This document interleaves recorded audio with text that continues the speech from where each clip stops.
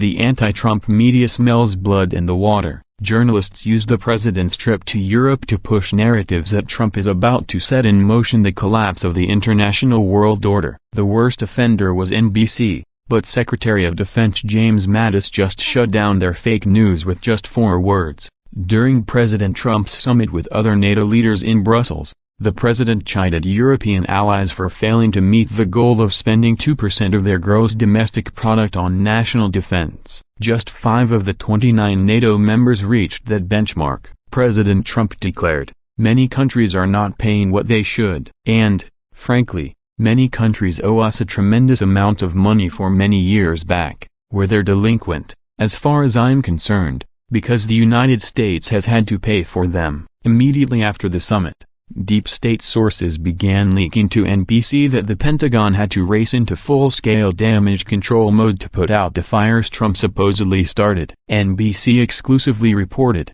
hours after President Donald Trump departed NATO headquarters Thursday, U.S. military leaders embarked on a full-scale damage control operation with calls to their counterparts across Europe to reassure them that America will abide by its defense commitments in the region. The outreach, directed by the Pentagon leadership, came after Trump threatened to reassess those commitments during a gathering with NATO allies in Brussels, according to multiple current and former diplomatic and military officials familiar with the calls. The overall message from senior military officials in a series of phone calls to members of the North Atlantic Treaty Organization has been that U.S. military bases in their countries will remain open and American troop levels in the region will not be reduced. The goal of stories like this is to create the impression among the American people that President Trump is an incompetent oaf bumbling around the world stage and that his advisors are constantly having to clean up the messes he leaves behind. But this story,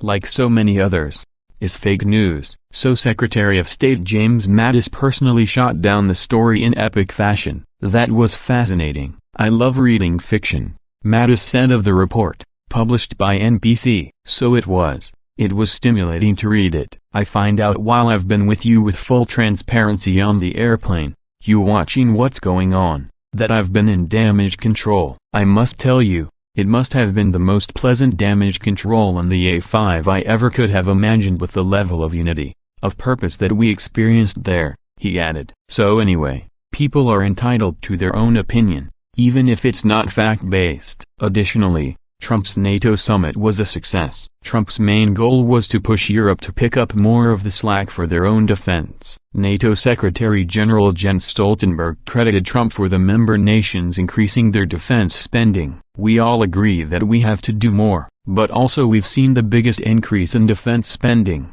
in a generation, Stoltenberg noted. When pressed by Trump as to why NATO members increased their defense spending by the largest amount in a generation, Stoltenberg declared, "It's also because of your leadership and your message." President Trump's America First message is certainly upsetting the apple cart, but that is what the American people elected him to do. That's why you see so much fake news being leaked from anti-Trump forces within the government promoting the narrative that Trump is a failure.